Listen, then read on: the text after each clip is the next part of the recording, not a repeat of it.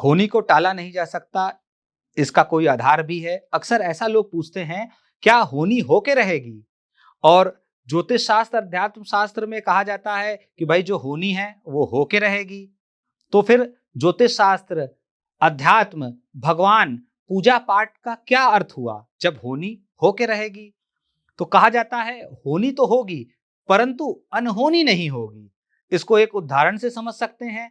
जैसे मान लीजिए किसी के ऊपर या किसी की जन्म कुंडली में अनहोनी का योग है, यानी कि उसकी दुर्घटना का योग है, और उसकी दुर्घटना 80 किलोमीटर रफ्तार से होने का लिखा है। अगर व्यक्ति ईश्वर की शरण में जाएगा, उपाय करेगा और सतर्क रहेगा तो एक्सीडेंट तो जरूर होगा, ये होनी है।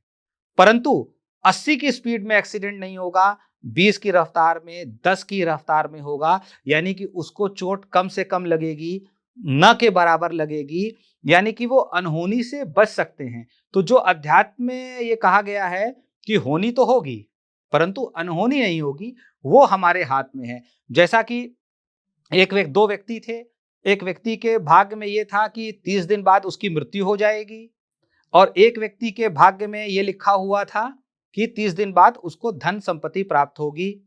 अब ये उनकी होनी थी।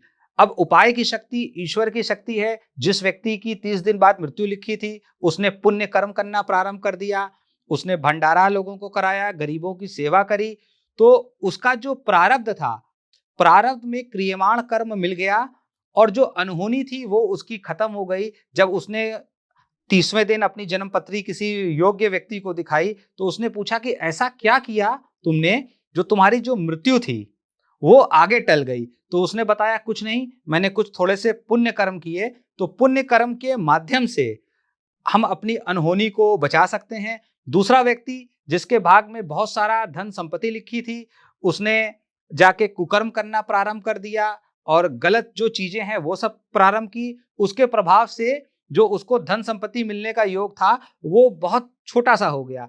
तो कहते हैं कि जो होनी और अनहोनी हमारे हाथ में है, हम उपाय के द्वारा अनहोनी को बचा सकते हैं, और होनी तो होके रहेगी, केवल उसको कम कर सकते हैं।